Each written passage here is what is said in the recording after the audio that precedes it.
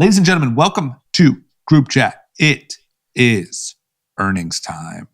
You know what earnings time means? We have a lot of information about big businesses that we need to talk about.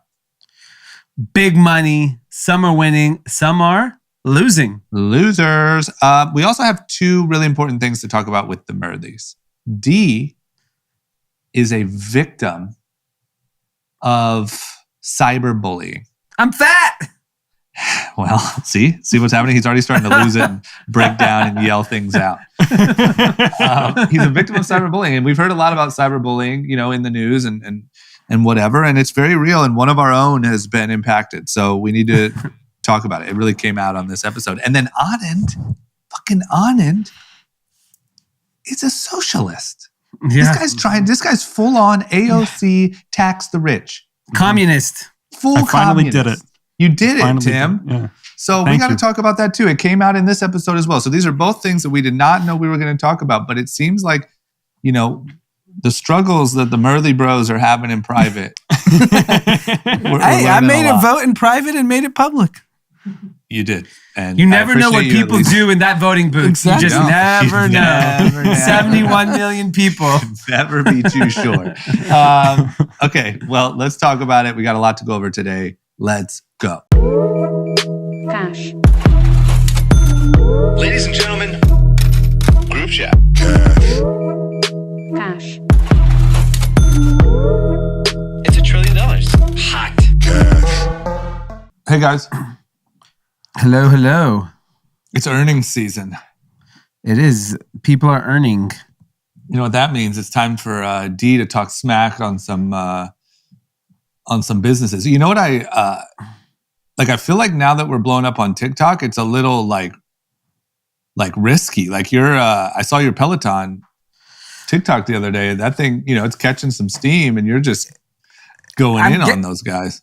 Well, I mean, here's the bigger problem. The comments are going in on me, calling me fat. Really? Yes, they're like, that guy could use a Peloton, chubby. Chubby. Interesting approach. It's not the one I would have guessed. So, what would be your approach? I mean, I don't know. I feel like maybe TikTok would go racist. Maybe they would go, who the fuck is this guy thinking he knows business, but enough, fat, weird route. I think, fat is, in some cases, maybe worse than racist. I saw the clip and I'd love to take a shot, but you didn't look fat.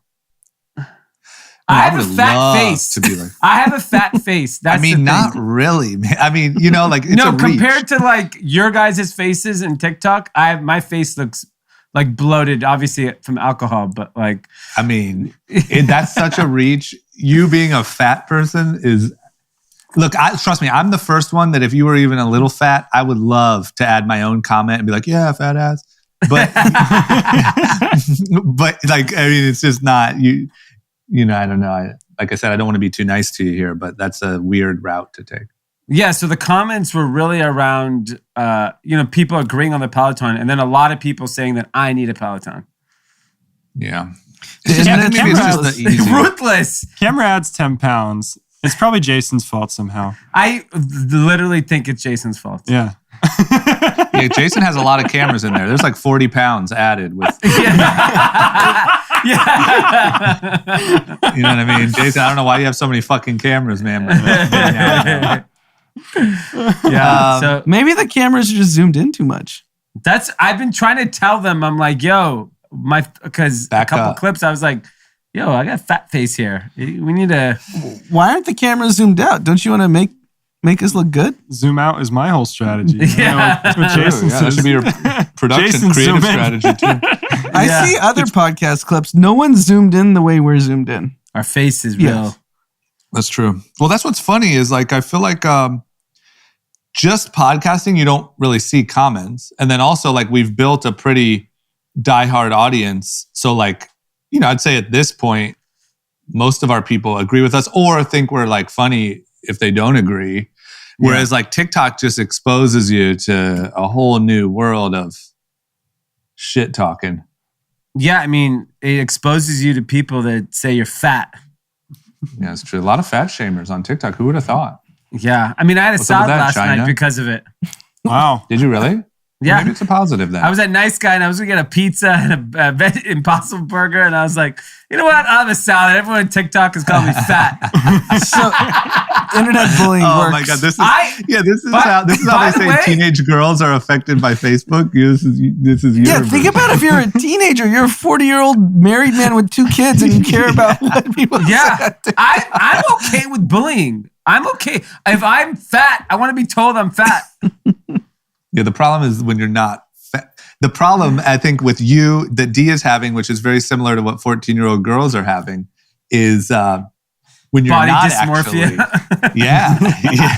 But You're then gonna pick up an eating disorder from our TikTok comments. Well, to be fair, like I don't weigh myself ever, so I literally don't know how much I weigh. So I weighed myself today. I was like, I my gained God. 5 pounds. This is really affecting D me. is spiraling. Oh my god, he's falling I'm apart. full on been fat shamed. I'm gonna be in great shape in 4 days. D's gonna I think you lose should speak 30 out. pounds.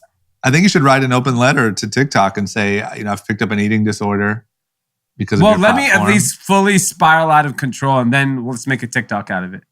What TikTok did to me, a Wall Street Journal op-ed. I mean, look, we've got some. You've seen our Photoshop skills. We could give you 75 pounds real easy. That's going to be Look the what meme TikTok did. Kai's going to post yeah. tomorrow. It's just like a 400-pound version of me. It's gonna be a photo of you running the LA Marathon, and like before TikTok, and then after TikTok, you're just a fat slob. Oh, that's good. Okay, let's talk about some other earnings. Roblox seems to be going the opposite way of Peloton. What's up with them? So Roblox, which is the gaming platform for really what's under Gen Z Alpha? Is that the generation? Good question. I don't even know. I But lost. The alpha generation is coming out. I think it's called Alpha. Makes me insecure. It's not a good name. It's not a good And name. so Roblox reported 43% increase year over year during the first 27 days of October. 43% increase in daily active users. We are not in a pandemic.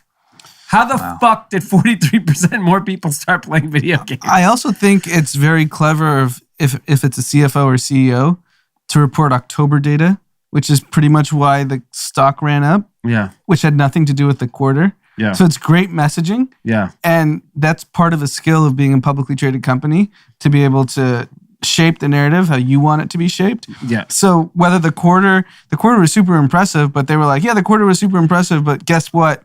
We also just did this in October Yeah. during school, proving no kid is actually paying attention in school. Because Yeah. these are like 10-year-olds that use Roblox. Yeah.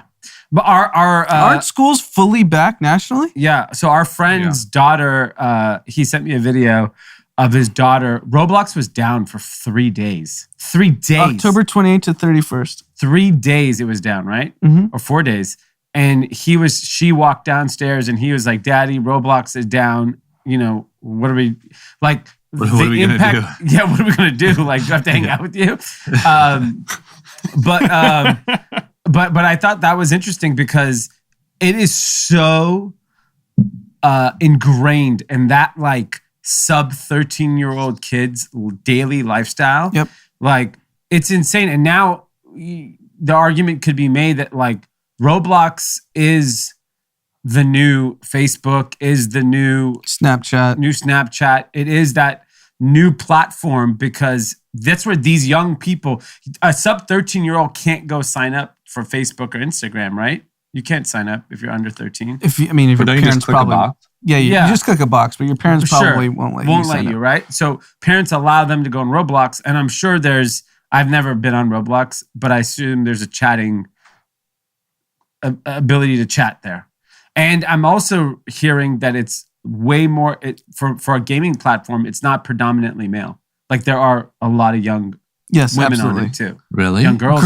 Girls. Yeah. Young girls. Yeah. What type of games? Girls have their own like genre, or they play the? I mean, I don't know what they're playing, but I think there's just because kids are creating the damn games too. Right. There's like 14-year-olds creating games on Roblox. And Roblox is a platform where people are creating games, and it's self-selective which games, move to the top. So they reported, obviously, these October numbers. The stock goes bonkers today. But I think that's so very smart of the management team, knowing that they were down 20 to 31st and telling the street, like, hey, sure, we were down 4 days, but who cares? Right off those 4 days, here's what we did the 27 days before that have nothing to do with the quarter. I think we're underestimating how smart Roblox management team is to do that, because that's why the stock went up. Yeah. So, but to be fair, that is a bonker number. Yeah. The fact that schools are open, because some schools reopened in September and not everyone was back, but it's insane 43% user growth. Yeah. I mean, the moral of the story is if you have a parent of a 10-year-old, you know what they're doing all day. Yeah, Roblox. Yes. What the fuck? So kids are just doing nothing in school. Nothing. But here's the thing. I was actually talking about this with my wife regarding gaming. We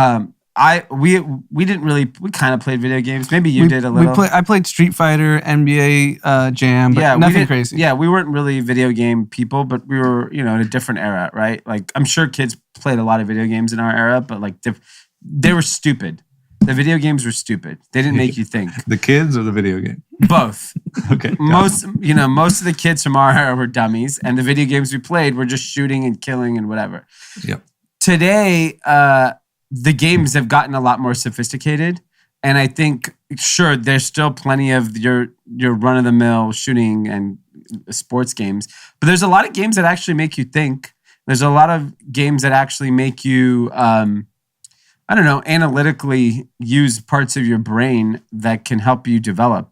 And I think that's where a Roblox has a huge opportunity, is like, if they can make any thesis that like kids are actually learning something or their brains are developing because of playing video games, I think there are studies. There's studies with surgeons and things that make less mistakes because your reaction time and your hand-eye coordination and I don't know how thorough the studies are, but there are studies. I don't know why game companies Who's the study by FaZe Banks? I'm telling you, you can look it up.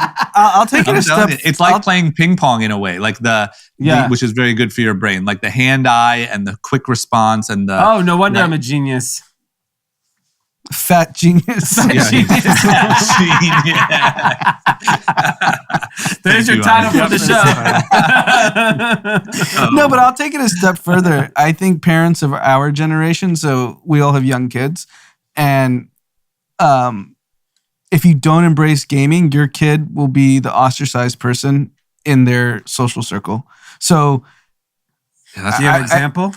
What's that? Do you have an example? No, but I think that's where kids are 3, so no, but 3 and 4. But when they're 10, if they're not fully embraced in gaming culture, look at where the world's going. It's gaming, it's crypto, it's these converging forces. And if you try to be the parent that says my kid's not gaming, he's going to be the kid in school that's kind of the loser.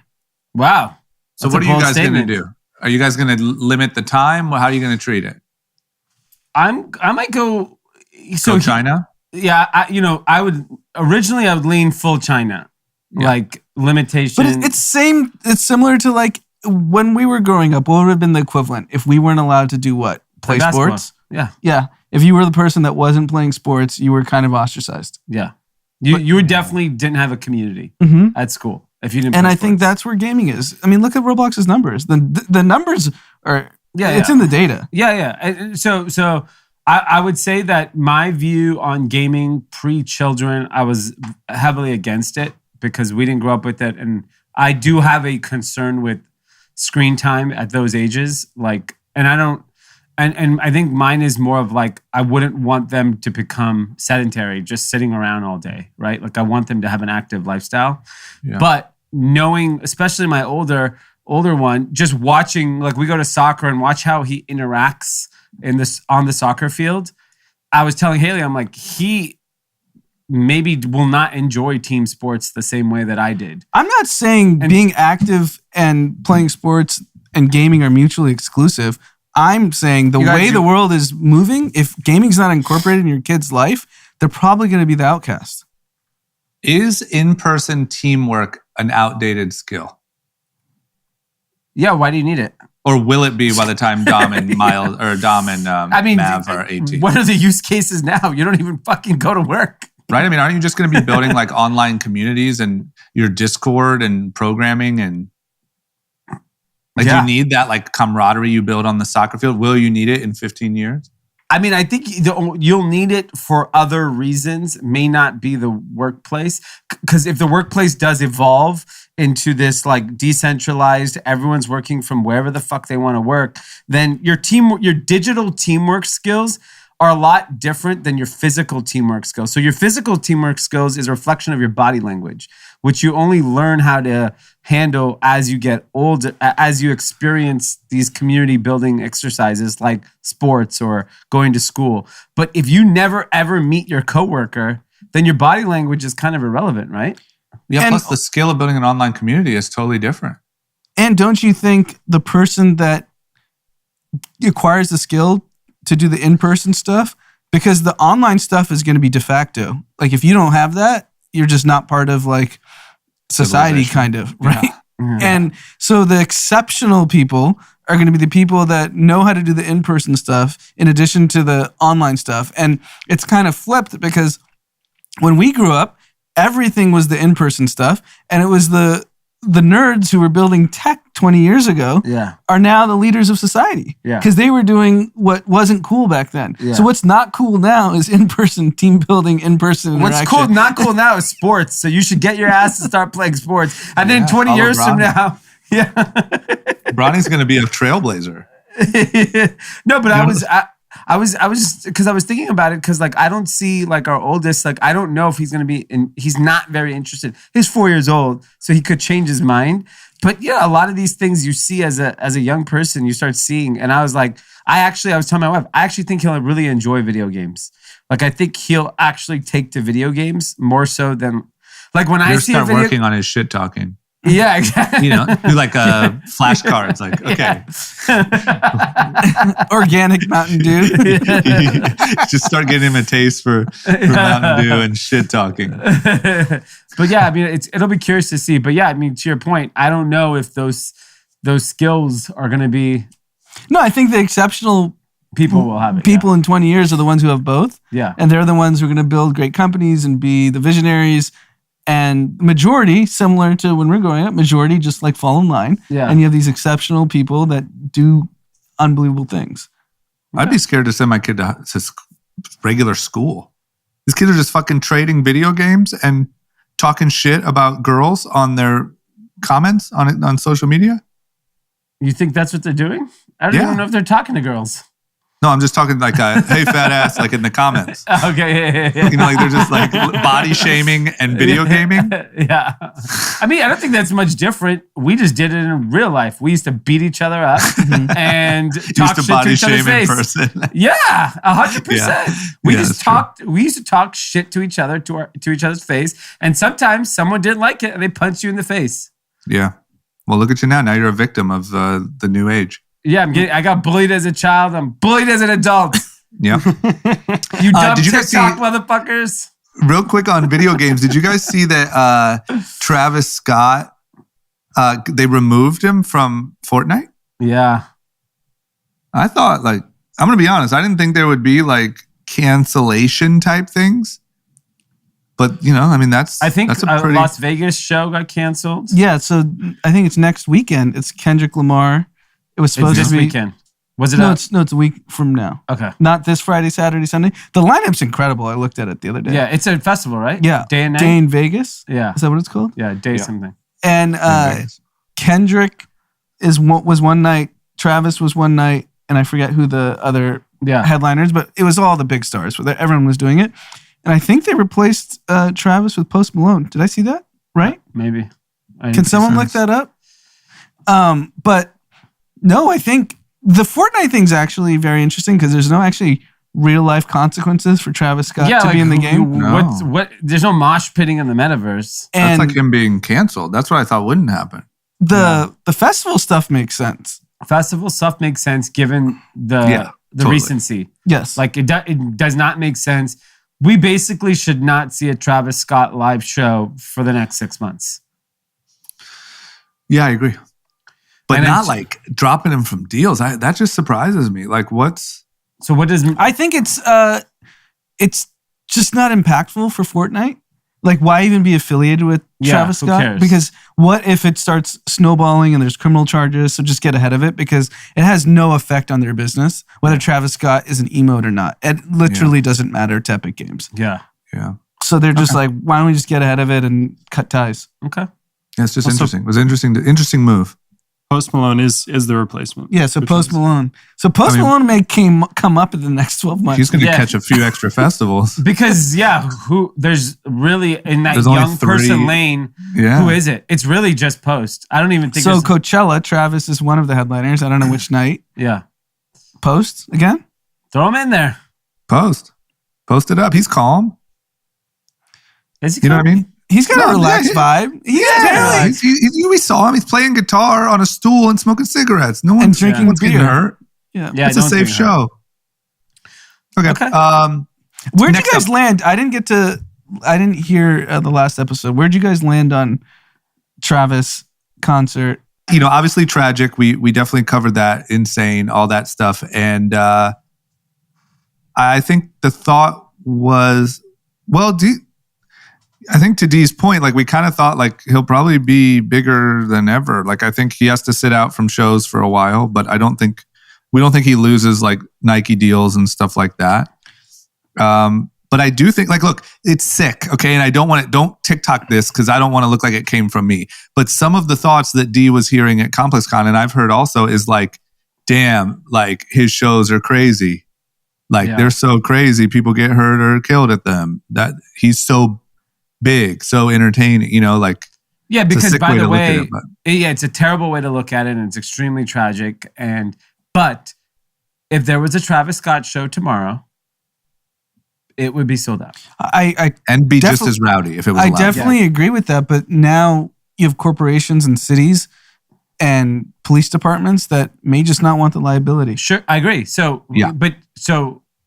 I'm not saying he's not bigger than ever. Yeah. I obviously believe that, but there's too many other elements that require a Travis Scott show to be allowed to be on. yeah, you're right. You may be right. He may never get to do a show again. He's got to do Ever. more. Like that's why he's got to do more Fortnite concerts. Yeah, I Yeah. saw Justin Bieber's doing Wave, the virtual concert. Yeah, I mean, Travis Scott is a prime example of like he can only probably live in the metaverse. He might be done in the real world. I mean, I Yeah. clicked on a few too many Travis Scott videos on TikTok, Me so I just too. started getting the I had videos. nightmares. It was I had really literal bad. nightmares about that feeling of being stuck in a crowd. Like, oh, it was bad. We had someone that actually works with us at the concert, and she said she has like bruises all over her body just because of how rowdy it was. She was like, bodies were just laying down. People, it was like, this It's is just so terrible. it's terrible. The fact that you don't have a kill switch, like a hey, emergency, But- like there's a code word over the radio, or like stop the show. Yeah, Like, how is Yeah, isn't this the whole point of having management, Live Nation, walkie-talkies? everyone saying like, "Hey, it's gotten out of hand." It's like, Like, how do you have paramedics and people doing CPR, seeing the depth of the problem, at least a little bit of it, 30 minutes before the show ends, and there's not something you can say over a radio to instantly stop and turn on the lights? hey, you pull the plug. That's insane. Even if Travis wants to keep going, someone could have pulled the plug. But that's the question. Like, are all festivals then just a tragedy trap waiting to happen?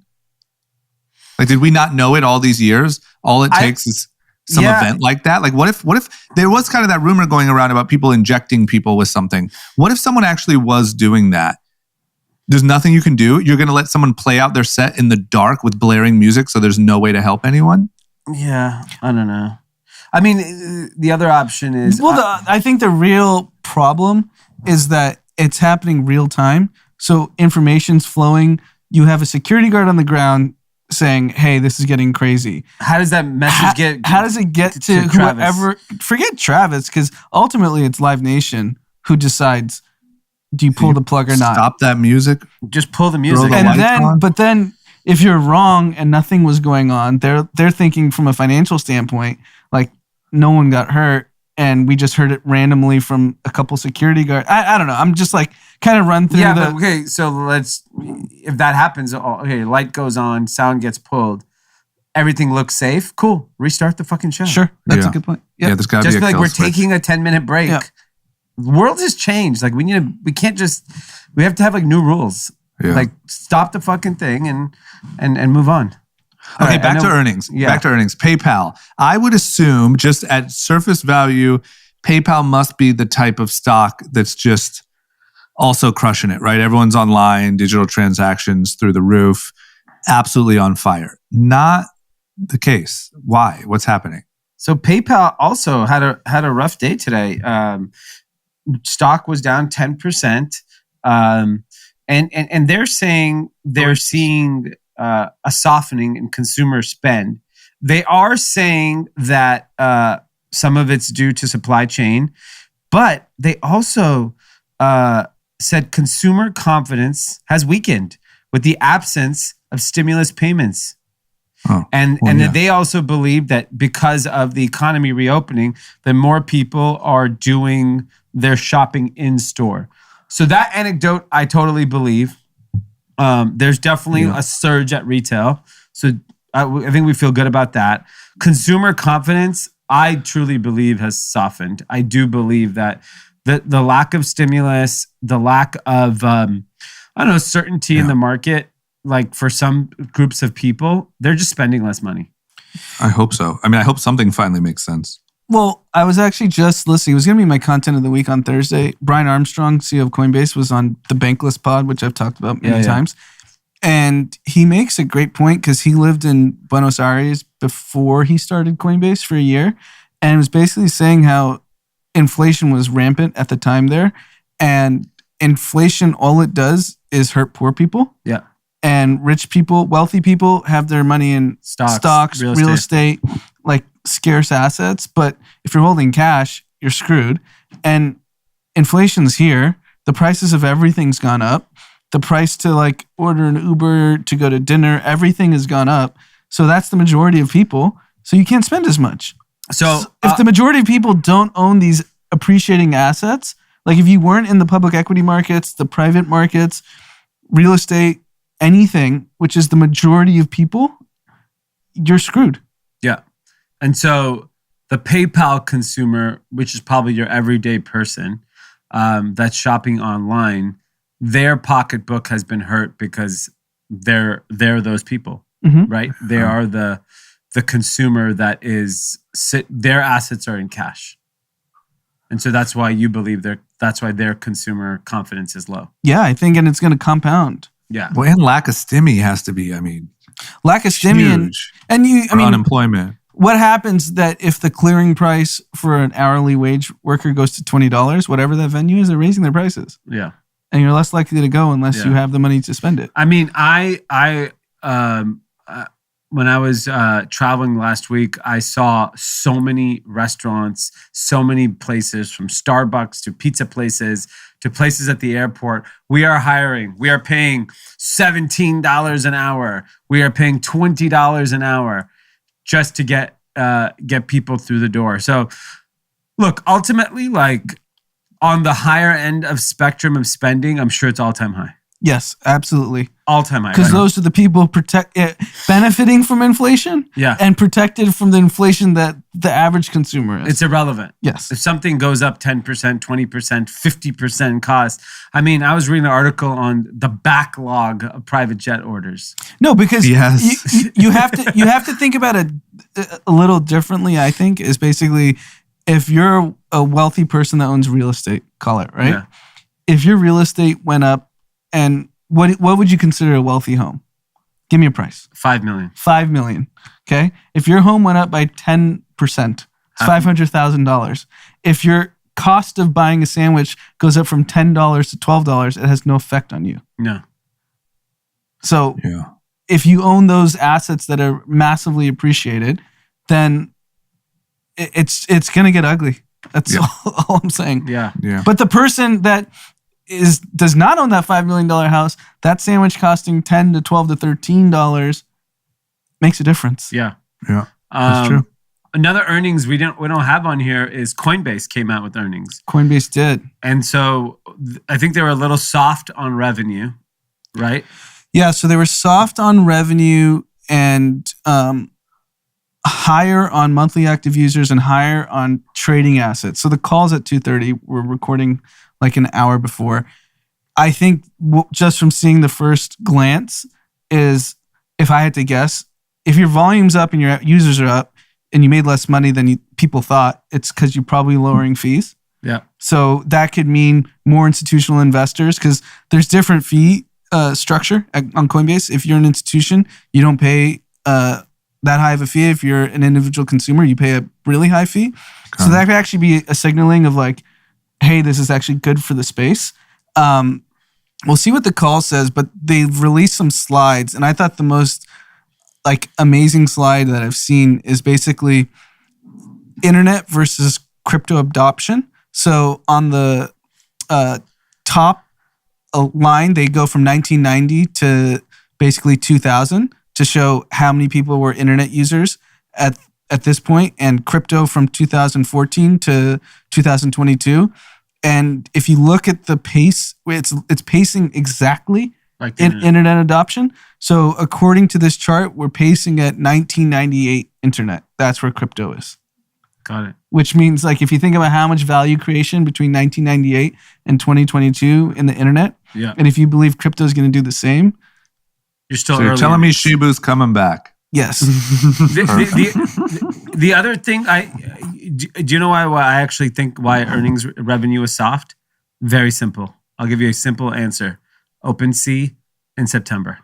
Because I guarantee you all that fucking volume that they normally get went to OpenSea in September. And they saw it, and that's why they're launching their own OpenSea. So, and I bet you, this last quarter does not include October, where now crypto is hitting all-time highs every fucking day, right? Shibu. Bitcoin, Shibu. I'm biased. Hopefully we have someone messaging the first 27 days of October like Roblox did. Yeah. Well, hopefully Brian Armstrong knows how to do that. The problem with crypto people is they don't think like... they're too black and white. No, they're also like, we don't care. Yeah. Like, we're here for the next 20 years. Yeah. Well, that doesn't help tomorrow. Doesn't help me. Yeah, because the stock is down 10% in after hours. But I do believe, for Coinbase's sake, the fourth quarter will rip, and with the NFT marketplace launching, plus every week being an all-time high, you just get more people involved. It also shows, especially in the era that we're in, like Coinbase, I don't know this, but I suspect 6 months ago had zero plans of an NFT marketplace. No, it was probably not on their roadmap. Oh yeah, right. No chance. And then I bet it wasn't on their roadmap in July. And then they saw what happened this past summer, and they were like, "You have to adapt that quickly." Yeah. That's what's crazy. Sure. Yeah, that's you already need to be on to the next. Like, if I'm Coinbase, where is the opportunity to get like my name, like how everyone else is selling these domains? Like your .eth, your .this, like why can't I have D.coin and pay some amount of money for it? Like you just have to move lightning fast. Yeah. It's NFTs today. It's domain names tomorrow. You got to be airdropping me some shit, something. It's just got to go. But yeah, you have to move quickly. Yeah. Yeah, that's true. You want to know who moves quickly? Elon Musk. He moved so quickly, actually, that it looked like he just quickly'd himself right out of $20-something billion. He did a poll. We talked about this, but he did a poll on his Twitter. Should I sell? I think it was 10% stake. Yeah.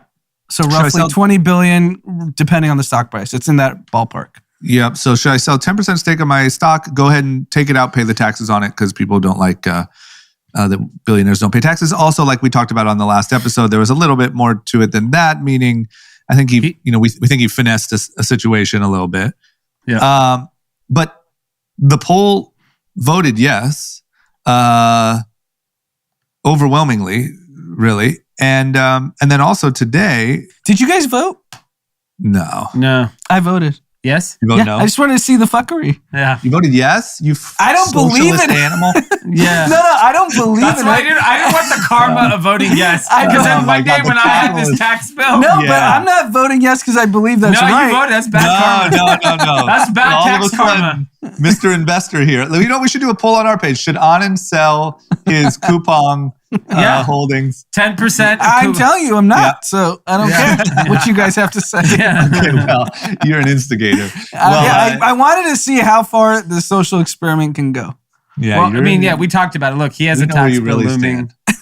He has a What you tax say in public versus what you do in private, Anand. We're well aware. Yeah. You socialist. It's like Tax going- the rich. You and Tim. No capitalist wonder is you how guys it's have way a with you. podcast together. Yeah. Jeez. You have an agenda.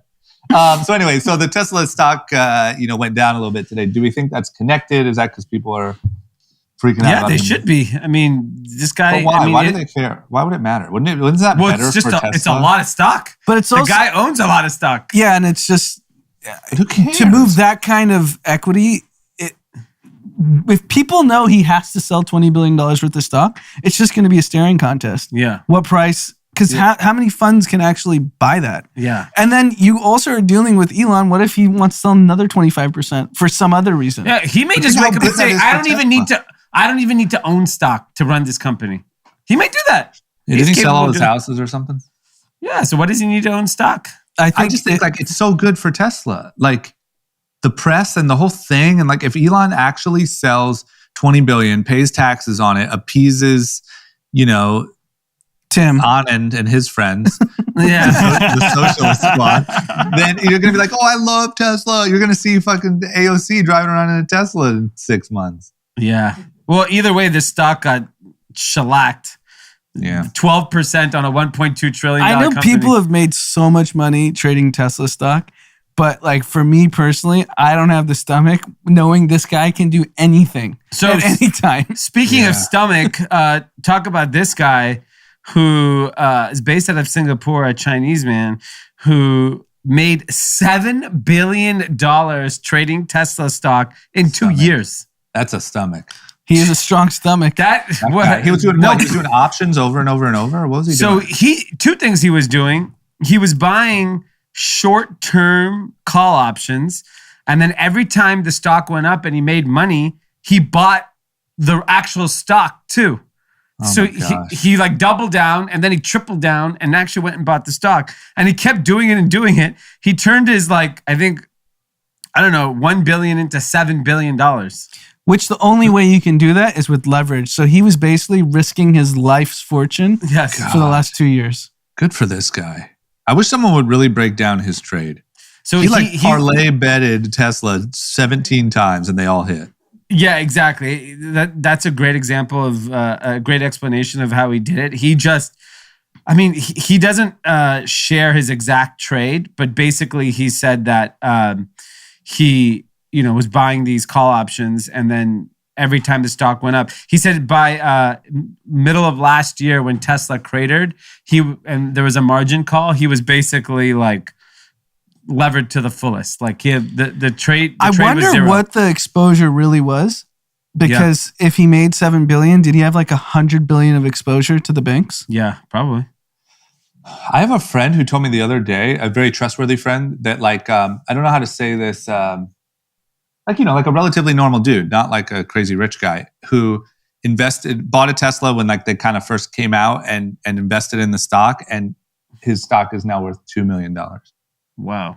And he's just like, it's like it's split however many times it's split, 4 times. Like I'm sure he put an okay amount of money in it, but like not nearly. He literally wrote it from like day one.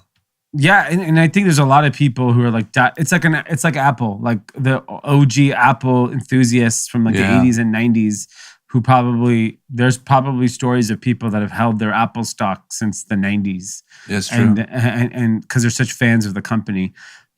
But yeah, it's unbelievable. And I mean, and Anand could explain more on this, where we've talked about it before. If you're a wealthy person, your trading experience is very different than you're a regular person, where the bank will literally create whatever you want to trade. That's right.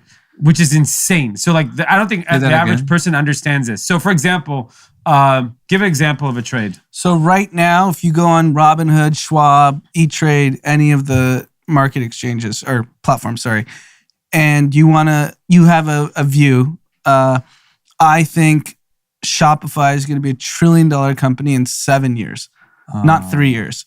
Right now, if you look out on Schwab or Robinhood, I think it's 2 to 3 years max. And they don't even offer those products. But Got it. if you have a view of technology and you have a view of where things are going, you can, if you have a private wealth manager, you can have them go create a product for you. And they're doing that just to keep you happy.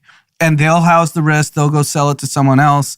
And, a guy like he's in Singapore. Yeah. So some bank created some sort of products for him to trade because he's Tesla. not doing this on his Schwab account. Correct. So only he has the access to be able to create products, get this kind of leverage. Yeah. And that's what Michael Burry did for It's like a it's no different than The Big Short, where those kids showed up at JP Morgan and they get laughed out the building because they didn't have the ISDA, and then they had to go get Brad Pitt to get a seat at the table. That's exactly how it works. And that's what Michael Burry was doing in the movie, was calling and saying, I want to create this product. And they were kind of saying, sure, idiot. Yeah, they're laughing at him. Yeah. Okay, And so a lot of money is being made by very wealthy people who have clearly insight of what's going to happen in the future. It's what Bill Ackman did. Yeah. He shorted everything in February 2020 and went long everything on March 2020 and made billions and billions of dollars. Yeah. You can't do that without... What's that? After we figure out the lab leak is true or not, next we should look at Bill Ackman. It's just like, well, you perfectly called it, man. What? Yeah.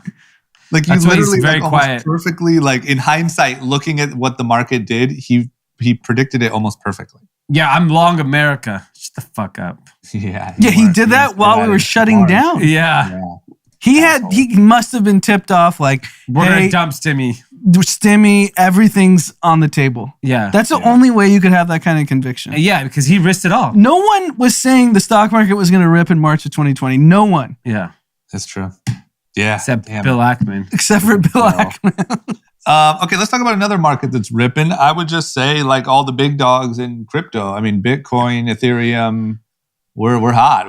I saw at like 2 a.m. it got to like 68,000. Yeah. Litecoin. I don't even know what Litecoin is. It's Through ripping. the roof.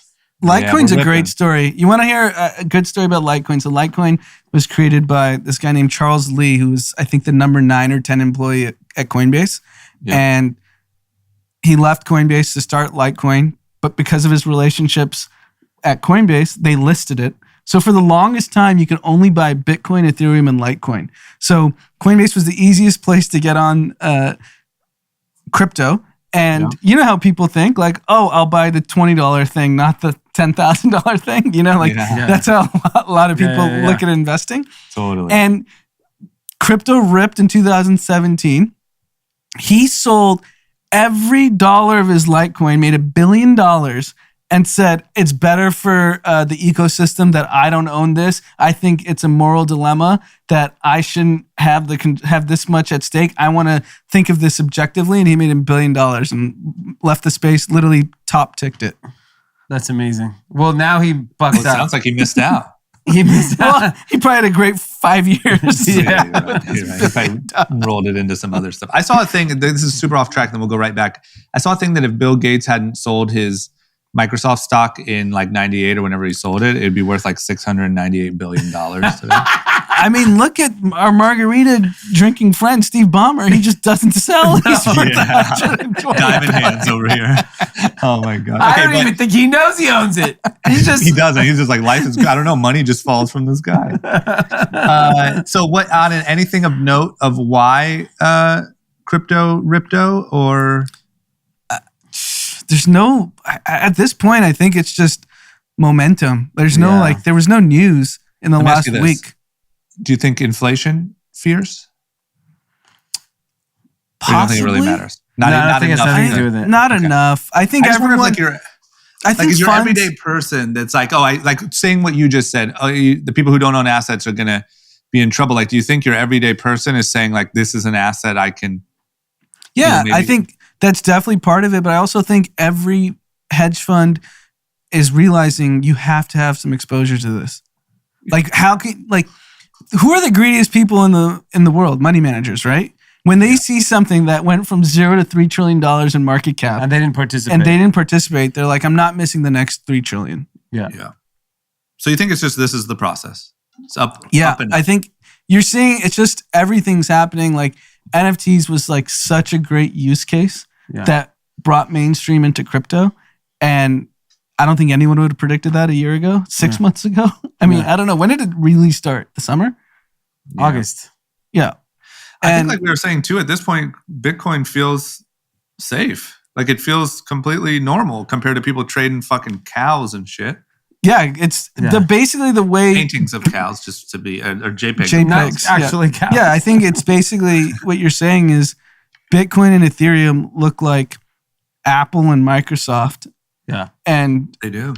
the JPEGs of the cows and the cats and dogs look like Bitcoin and Ethereum of 10 years ago. Yeah, they look like, some high growth. It's like, owning some It's new venture IPO. investing, right? And everyone's, absent a hack, everyone has accepted Bitcoin and Ethereum are here. Yeah. Anand, is there a price in your mind today that Bitcoin could be at where you'd say, okay, I think this is where we settle? Great question. Just rifle something off, whatever comes to mind. I don't know, $1 million a coin, something like that. Really? You think it's that? Yeah, I New think it still. has to be that high. Wow. Because the thing is like, And at that point, you won't even be able to sell because there's this whole world being created Yeah, you're where gonna you have lend. to own the crypto to participate in the world. yeah, It's like NFTs. If you don't own ETH, you can't even own an NFT. That's true. So you're going to be forced. Think about if Web3 is real, I mean, million might be light. yeah, Litecoin. That's it all comes full circle.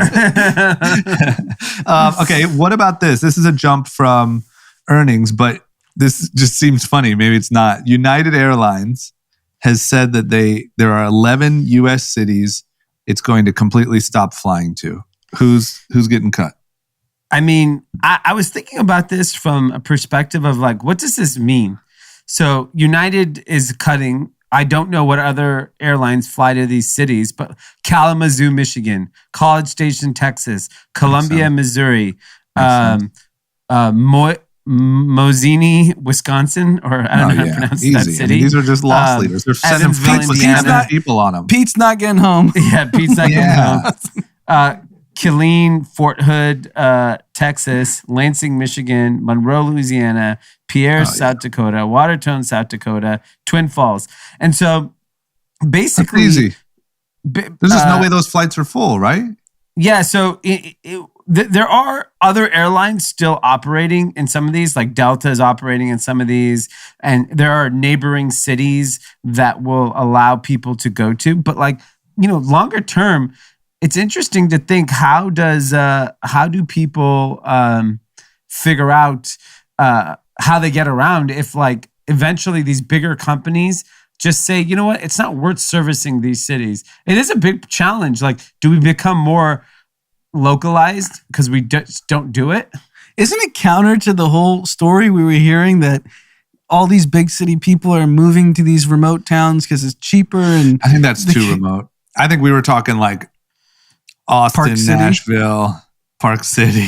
We're talking like not like where do the New York and LA people go? Not fucking any of those cities. Lansing. They're not headed out to Lansing, I don't think.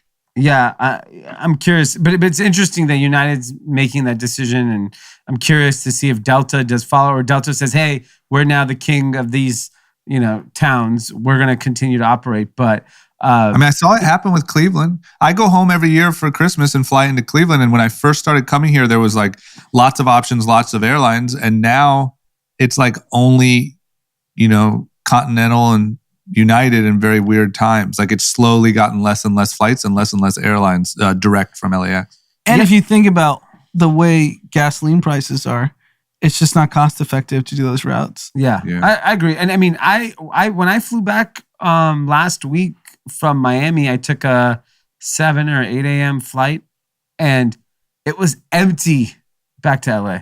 Empty. From where? Yeah, that's Miami to LAX.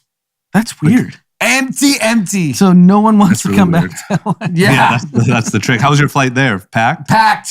Yeah. Yeah. I just feel like those flights have to cost the airline so much money. Yeah, I was looking around. I was like, damn, there's nobody on this flight. Yeah, don't come back. That's the lesson learned. Okay, next up, Joe Lonsdale, who caught a lot of heat. I think the week before last for speaking on the Pete Buttigieg maternity leave topic. He essentially posted a tweet, not word for word, but that said, "If you're a guy who takes 6 months of maternity leave, you're a loser." And that got a lot of press, as you would imagine. He now is announcing that he's co-founding a university dedicated to freedom of thought and study, the University of Austin, co-founded by Joe Lonsdale, where you can, whatever. Just be a racist openly. We're the racist Lions. That's our sports team. What? Joe Lonsdale's an investor?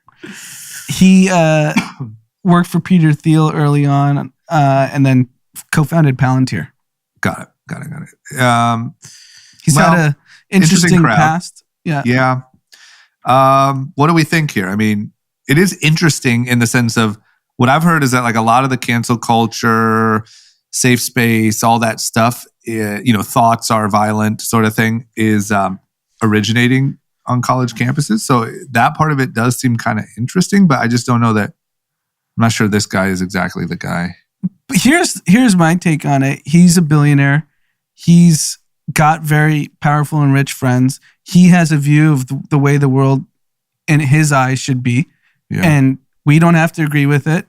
I don't agree with his paternity leave rant that he had, but he is choosing to spend his resources to create a world that he wants to live in. So, I mean, if Kanye West fucking had a high school basketball game the other day. I didn't even know we were up and running. But my point is, if you're call it progressive liberal that doesn't agree with a lot of the values that Joe Lonsdale wants to instill in his university, you should start your own. Yeah, that's fair. I like that actually. It's really that easy, I think. Yeah, I agree. I have no problem with him doing it. I just think the premise of it being freedom of thought is a very shaky term, in my opinion. I think that people like him should reinvent education because I think they have a better understanding of what the skill sets are required to be successful. But the foundation being freedom of thought is a little worrisome. Yeah, my response is basically like, I don't agree with probably majority of how he views the world should be, but he's choosing to use his own money and his own connections and try to instill his values. So yeah. And we other don't people know. should do the same. Yeah. I know we made the joke, but there's no proof that he's racist, right? No, Like, has there's he no said proof he's racist racist. things? No. Okay. He had a sexual harassment case at Stanford. And he was like banned from the university for a bit, and then I think he got reinstated. Okay, so yeah, questionable. But I agree with you on it. I mean, as long as no funny business is going on there, and they don't actually have the racist lion mascot, give it a shot and go there if you like it, and don't if you don't. And he's young. I think he's my age. So this is also the issue. The right just mobilizes better. Well, yeah, that's true. But I would also argue that in this case, an example, like I think every university is left. So now there's one that's right. Sure. Right? I mean, don't you think high school professors or college professors are vast majority left? Yeah, leaning. that's fair. As crazy as Peter Thiel is, I know you've talked about the book and yeah, I'm fresh off it. That's why I'm still traumatized. If you still look scared. at the people that came out of the Thiel Fellowship, Vitalik, he created a little thing called Ethereum. May I heard of it? Oyo Rooms, this Indian kid named Ritesh, he was an orphan from India that became a Thiel Fellow and created a company that's worth call it roughly 10 billion.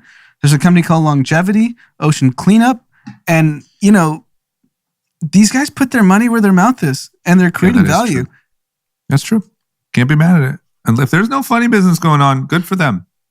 Yeah. We'll see what's going on in the dorm rooms in about 5 years. That's all. I'm just curious. So Joe Lonsdale tweets out like Austin University or University of Austin and has a link to his little essay explaining why he's doing it. Then a reporter goes, exactly what role did you play in quote unquote co-founding Palantir? So he's trying to like gotcha journalism. Like, oh, were you even really involved? And Joe Lonsdale responds, starting the company, convincing most of the other founders to come on board, defining the precise mission, creating initial product and engineering, then building the initial business team and hiring most of the first 100 employees.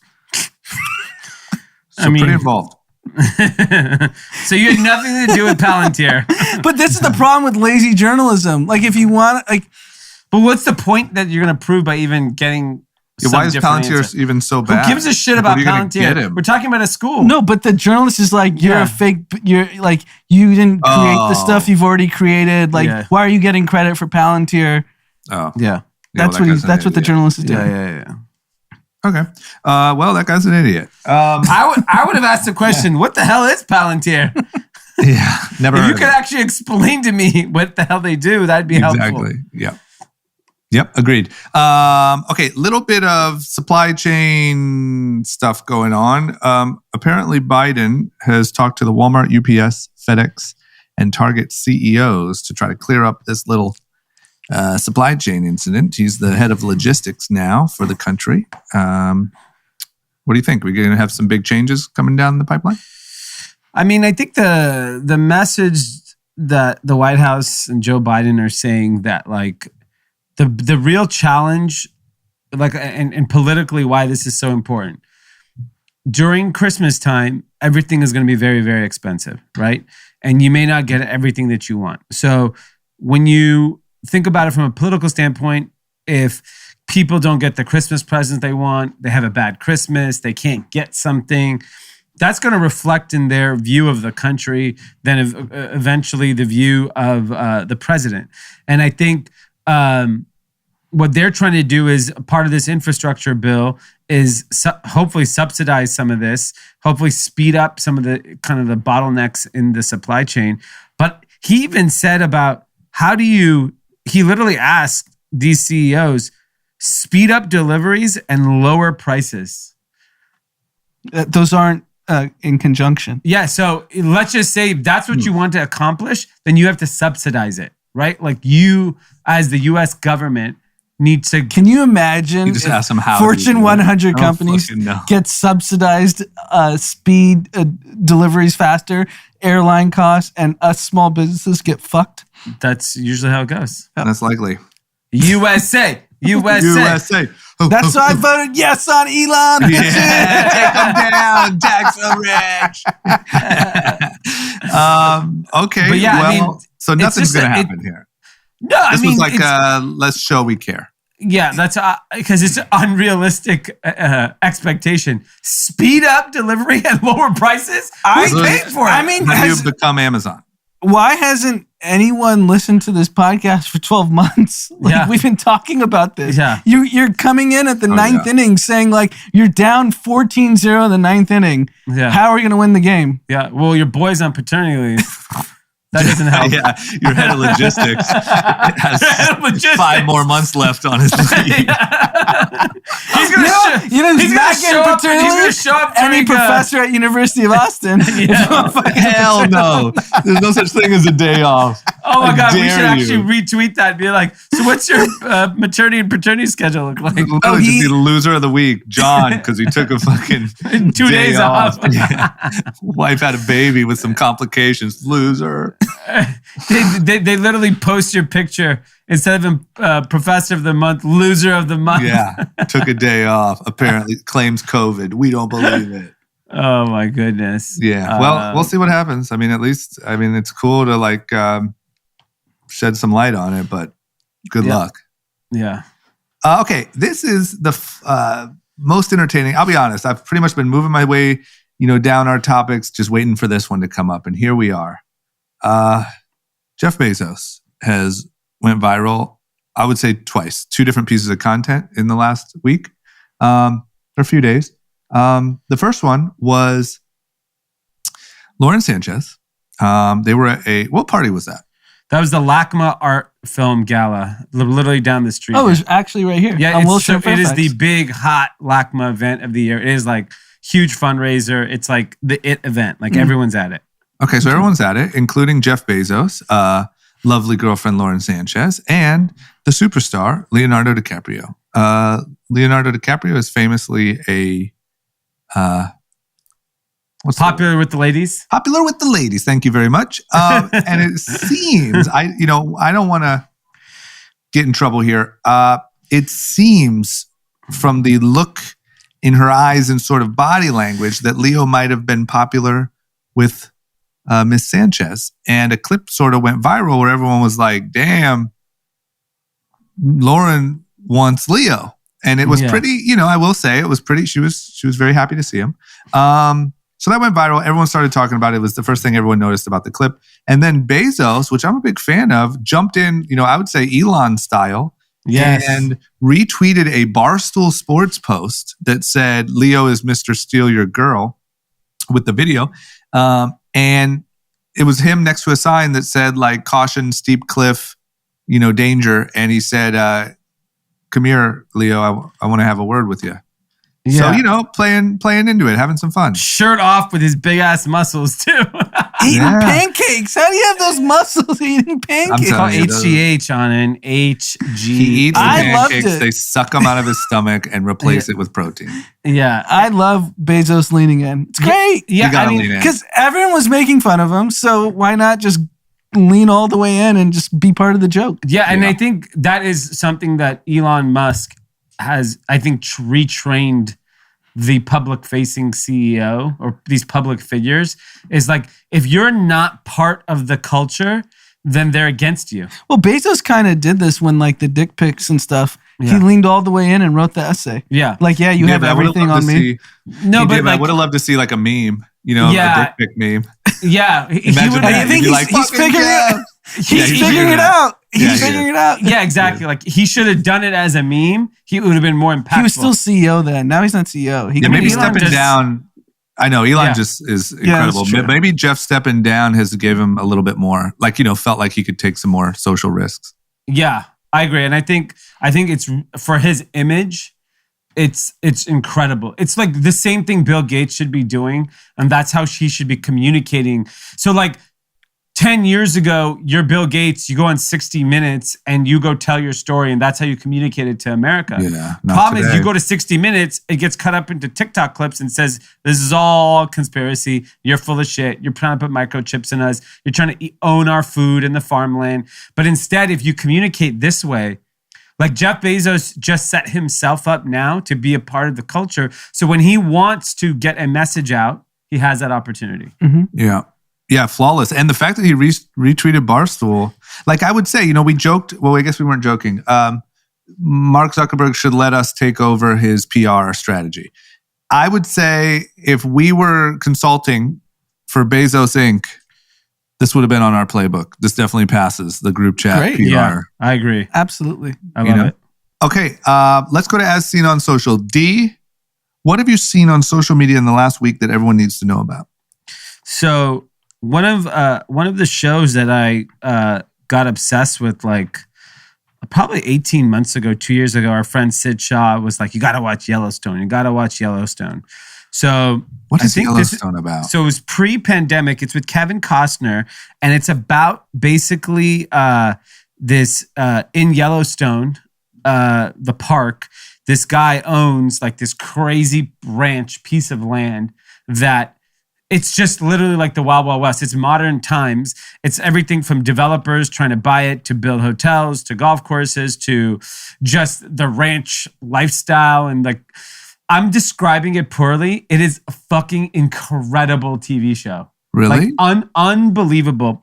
And so Sunday night, it came back on. It's on Paramount, which you can either get if you have cable or it's a streaming service. And I'm a fan of the show, and I know other people are, but I had no idea how popular the show was. Episode 1 had 8.38 million viewers on Paramount.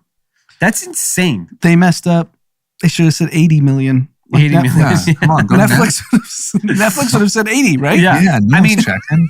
So the Paramount has their own streaming network. I can imagine now over the next year how many streams the show is going to get. I mean, it's pretty impressive that like this like I don't know what the Paramount is just obviously Paramount Studios, but they pulled a kind of rabbit out of their hat and have this massive TV show. Yeah. Yeah, I got to check it out. Where do you watch it, D? I TV ended or up just buying the first 3 seasons on Apple. There's that many seasons? Yeah. It's and each episode's an hour, so it's like You got a lot of time to kill. Yeah, it's good. It's so fucking good. Wow. It's a little violent for me. A lot of violence. Okay. I haven't watched it. All right. Anand, what's your scene on social? Scene on social is Stripe, the company that pretty much powers the internet payments world. I think it's the most highly valued private internet company today. I think roughly around 200 billion. They appointed a new board of directors, a guy named Matt Wong, who was a partner at Sequoia, but more recently started a crypto fund called Paradigm with Fred Ishram, who was the co-founder of Coinbase. And I would say Stripe, specifically for private companies, must be the most coveted board seat, period. And the number of people in technology across all business industries and leaders who would die to be on the board of Stripe, and they chose someone from the crypto world. Well, I think they're prime for going to zero in the new world. Yes. Like there's no reason a Stripe should exist in Web3. Correct. So they're trying to figure out how Web3 applies to them. They should make glasses. The Collison brothers are smart. I mean, Matt's like, I think 33. Yeah. And he's on probably one of the biggest tech boards. I mean, those kids are young too. Yeah, they're 29, I think 30. But it just shows that if you look at technology, especially Silicon Valley, especially the Collison brothers, they're so forward-thinking in technology. They created Stripe. Yeah. And they know if they don't include crypto, they're toast. Literally toast. So I don't know. I mean, if your company revolves anything around technology, you don't figure out how crypto applies to it, whether it's NFT, whatever it is, you need to figure it out. Yeah, I would say more so in finance than anything. Yes. Finance is first. That's the most obvious disruption, but it's going to come for everyone else too. Yeah. Nike realized, hey, we need digital. Yeah. And by the way, they're going to own that world. Yeah. Yeah. Okay. Love it. Mine is just real basic, the rawest form of entertainment that we all love. Jake Paul is already back and fighting Tommy Fury like the first week of December. Wow. It's his first real boxer. Tommy Fury is Tyson Fury's little brother. He's not really that good, but I mean, he's very trained. He looks, super ripped. Looks like he should just destroy Jake Paul. Wow. But he's already back in action, already doing some press. Yeah, I'm shocked that he even chose to do another fight anytime so soon. Like, what's the point? I guess you just keep the momentum up. I'm surprised too. So well, good. I mean, it's another. I mean, obviously, we'll be watching excitedly. So we'll see. We'll be there. Okay, well, that's my highlight. That's all we got. Any shout outs? Shout outs, Tim? Yeah, we've got one from Jen Ramiro who says, "Happy birthday to my boy Eric Diaz from Chicago to Arizona and LA. To you pissing the bed and crying in Barcelona. I'm grateful that we still have such a strong friendship even after you move." Put Eric on blast. Kind of dragged him. Happy birthday, fans. Eric turned me on to group chat with the Complex Con episode the other year, and I've been hooked ever since. Group chat is pretty much our Bible in our circle now. Eric, thank you for the friendship and support. Have an awesome birthday, and no, I will never let you forget about Barcelona. By the way, you know what would be a great gift for Eric? Diapers. Nice. Everyone send Eric some diapers. I love that we use first and last name for Eric too. Everyone knows who P Pants is. Completely on blast. Eric, the Mr. PPDS. Mr. PPDS. Okay, is that it? And then we also have one from Jenny Milbourne, who is shouting out her husband, Zane, who who's a huge fan and listens to your podcast religiously. He's turning 31 on November 18th and will be shocked / over the moon to hear a happy birthday shout out from you guys. He recently took over his family company and works around the clock to provide for us. We're expecting our first child, a baby girl, in March, and I'm very proud of him and all of his sacrifices. Love you, Zane. Thanks for all you do. Love, Jenny. Awesome. That's Shout really out to nice. Zane. Yeah. Happy birthday, Zane. Love it. Killing it. Well, that's it. Thank you guys for tuning in. You heard what I think it was Jenny said, that we're the Bible. So thank you for spending your time with us. And we'll see you Thursday. Bye-bye.